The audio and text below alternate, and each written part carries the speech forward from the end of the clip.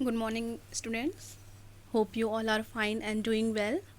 Today is your science class, so please, all of you, open your science book.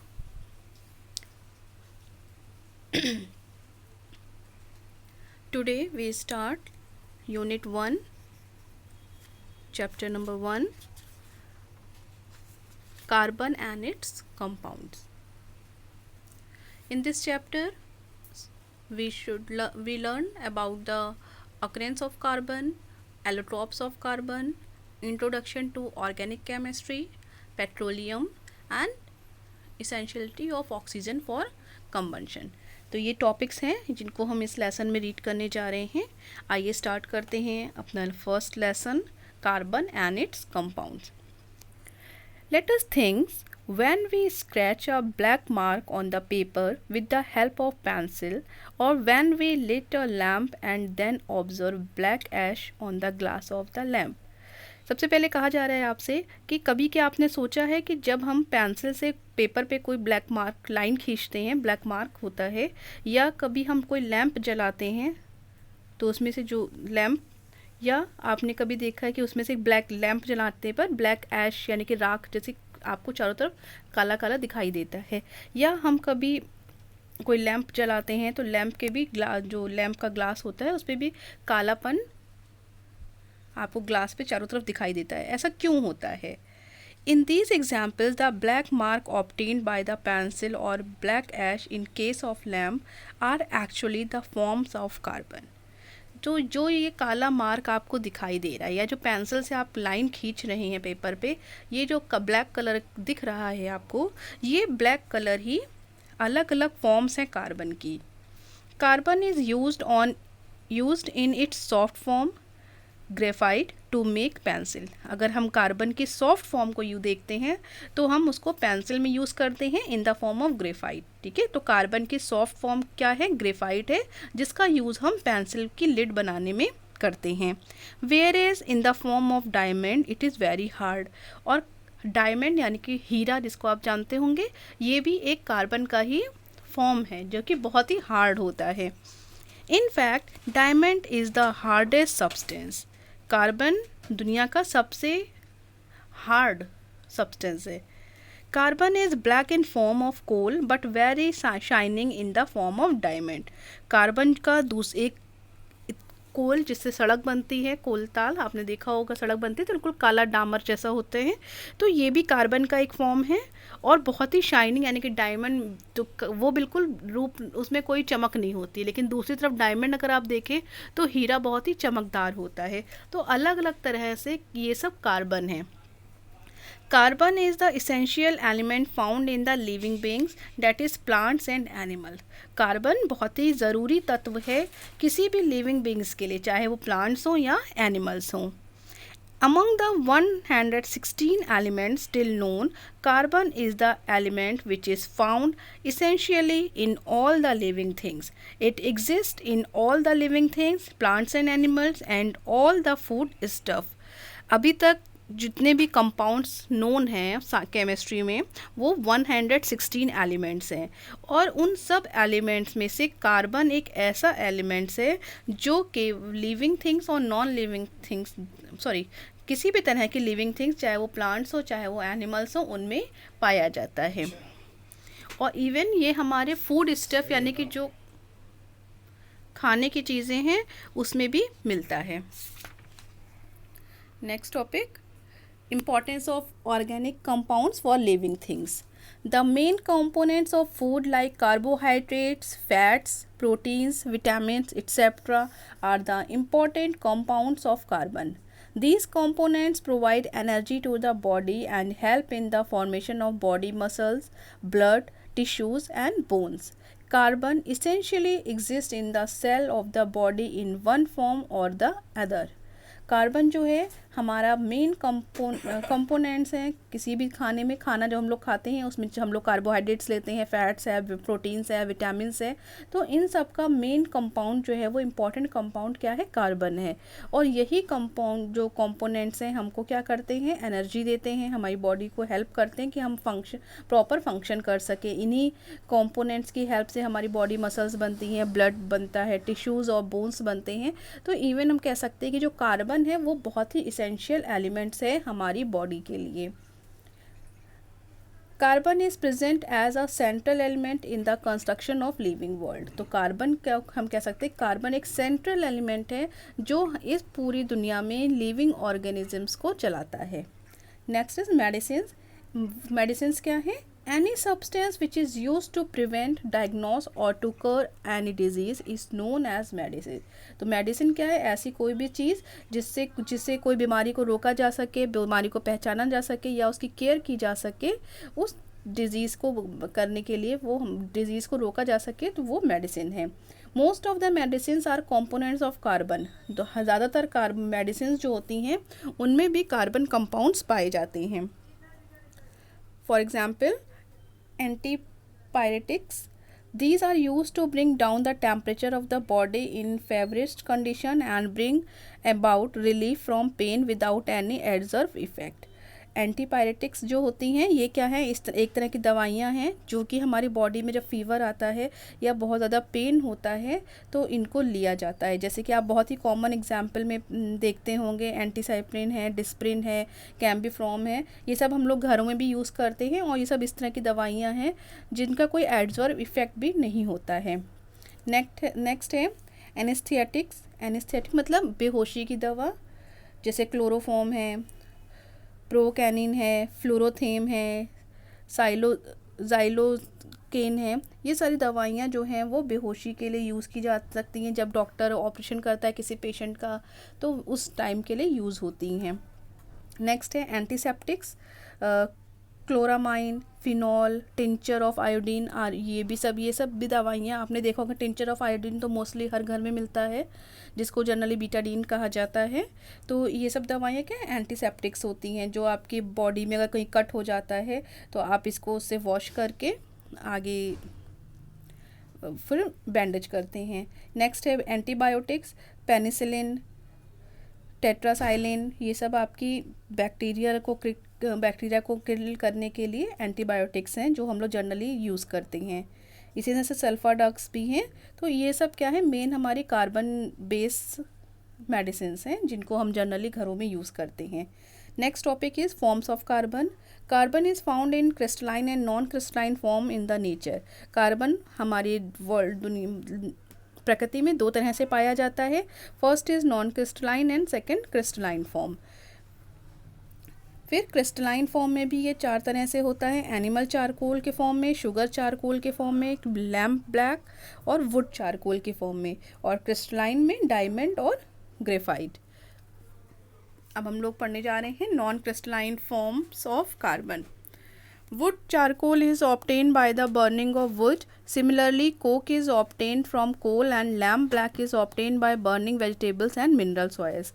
Wood charcoal आप समझ रहे हैं, wood मतलब लकड़ी, और लकड़ी का बुरादा हम जब किसी भी लकड़ी को जलाते हैं तो उससे मिलता है हमको।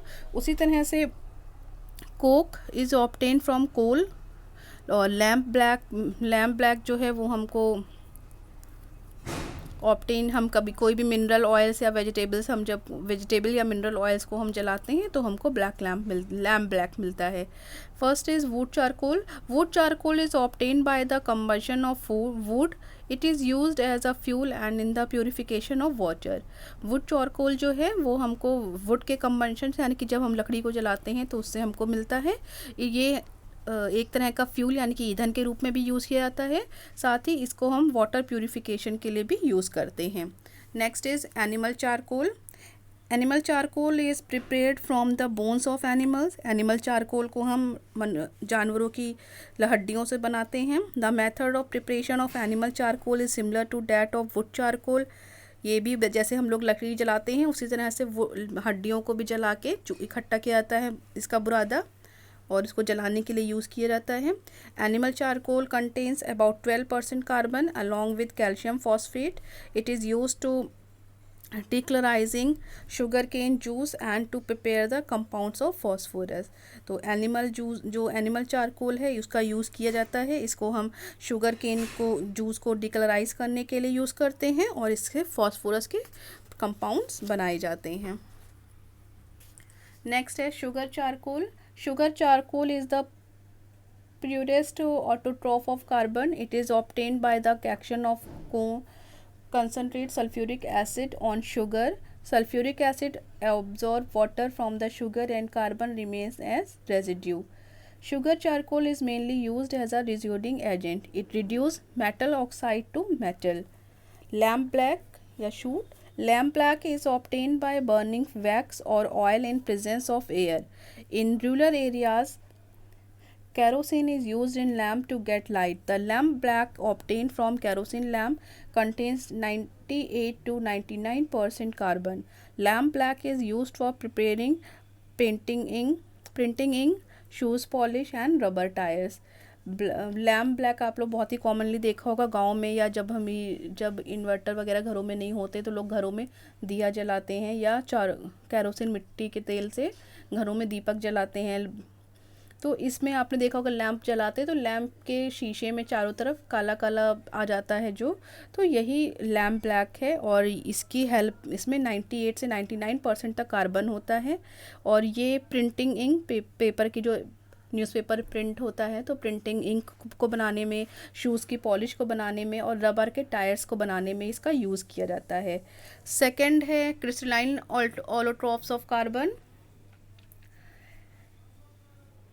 ऑलोट्रॉफी क्या होता है? When an element occurs in more than one forms in free state in nature, the forms are said to be allotropic forms and the phenomena is known as allotropy. जब कोई भी एलिमेंट यानी कि जब कोई भी तत्व नेचर में, प्रकृति में एक से ज़्यादा फॉर्म फ्री स्टेज में रहता है तो हम उसकी सारी फॉर्म्स को, सारे रूप को एलोट्रॉफिक फॉर्म्स कहते हैं और इस फिनोमिना को,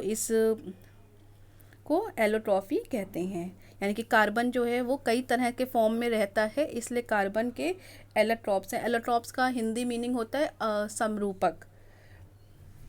तो फर्स्ट है इसका graphite. Word graphite is derived from the Greek word grapha which means to right.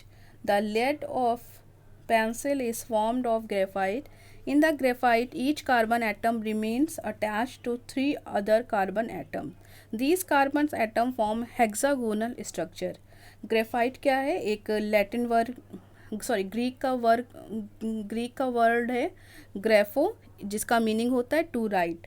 और आपने बहुत ही कॉमनली ग्रेफाइट को देखा है अपनी पेंसिल्स की लीड में।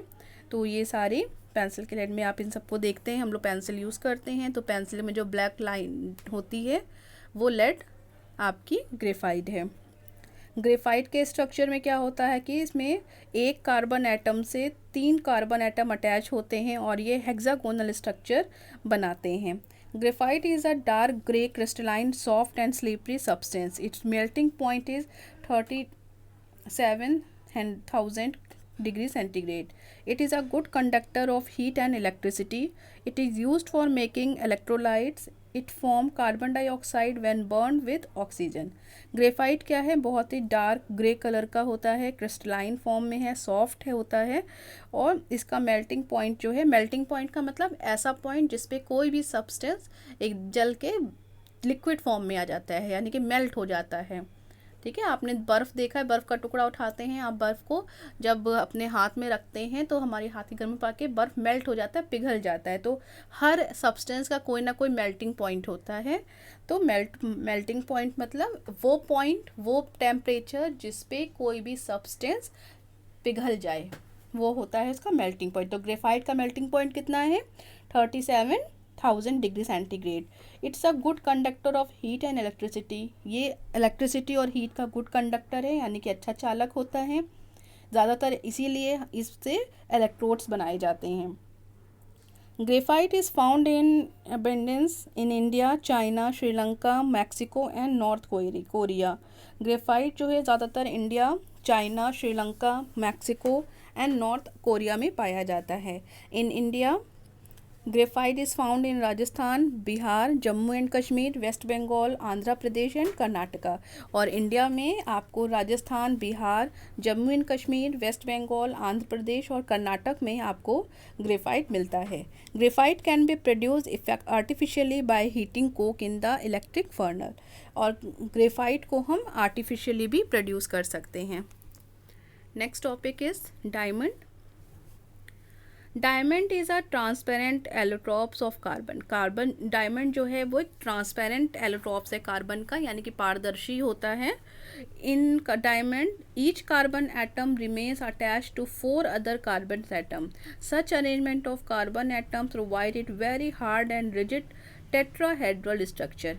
आपको ध्यान होगा, अभी हमने ग्रेफाइट के बारे में पढ़ा, तो ग्रेफाइट में कहता कि एक कार्बन एटम से 3 कार्बन एटम अटैच होते थे, लेकिन डायमंड के केस में क्या है कि यहाँ पर एक कार्बन एटम से 4 कार्बन एटम्स अटैच होते हैं और बहुत ही टाइट और रिजिड स्ट्रक्चर बनाते हैं, जिससे बहुत हार्ड हो जाता है और टेट्राहेड्रल स्ट्रक्चर फॉर्म करते हैं। Diamond is the hardest substance known so far. It is used for cutting glass and for boring the metals. Diamond जो है अभी तक जितने भी ज्ञात एलिमेंट्स हैं, तत्व हैं, उन सब में सबसे ज़्यादा हार्ड यानी कि कठोर होता है। इसका काम जो है ग्लास को काटने में, कांच को काटने में भी किया जाता है। Diamond is cut at different angles, it all make it shiny and then use for making ornaments. Diamonds को उसकी अलग अलग शाइन्स के हिसाब से काट के ऑर्नामेंट्स यानी कि आभूषण, गहने भी बनाए जाते हैं। It is very precious and found in very less quantity. ये बहुत ही प्रीशियस है, बहुमूल्य होता है और बहुत कम मात्रा में पाया जाता है। In India diamond is found in Panna and Satna, that is Madhya Pradesh, Banda Uttar Pradesh and Golconda Karnataka. हमारे इंडिया में ये कहाँ पर पाया जाता है? मध्य प्रदेश के पन्ना और सतना जगह पे, उत्तर प्रदेश के सिर्फ एक जगह पे बांदा में पाया जाता है और कर्नाटक के गोलकुंडा में आपको डायमंड मिलता है इंडिया में। Comparison of graphite and diamond. अब ग्रेफाइट और डायमंड देखिए, दोनों ही कार्बन के ही एक फॉर्म्स हैं, लेकिन दोनों में डिफरेंस है। फर्स्ट डिफरेंस क्या है? कलर के अकॉर्डिंग ग्रेफाइट क्या है? डार्क ग्रे कलर का होता है, बट डायमंड ट्रांसपेरेंट है। ग्रेफाइट सॉफ्ट होता है, लेकिन डायमंड क्या है? बहुत ही हार्ड सब्सटेंस है। ग्रेफाइट आपका गुड कंडक्टर है, but diamond bad conductor of electricity है। Graphite moderate conduction of heat है और डायमंड जो है वेरी हाई है। ग्रेफाइट ईजिली अवेलेबल है, बट डायमंड रेयरली अवेलेबल है। ग्रेफाइट की density 2.3 gram per centimetre cube है और डायमंड की डेंसिटी 3.5 ग्राम पर सेंटीमीटर क्यूब है। तो ओके क्लास, तो ये आपका हमारा आज का लेसन था। आगे हम इसके introduction to organic chemistry start करेंगे, जो कि अपने आप में बहुत ही इंटरेस्टिंग और टॉपिक है। अगर आप थोड़ा सा ध्यान देंगे तो ये बहुत ही आसानी से आपको सब चीज़ें इसमें समझ में आएंगी। तब तक आप अपनी बुक को के क्वेश्चन आंसर और fill the blanks tick mark करिएगा बुक में, और जिसको हम लोग बाद में डिस्कस करेंगे। Okay class, have a nice day, thank you.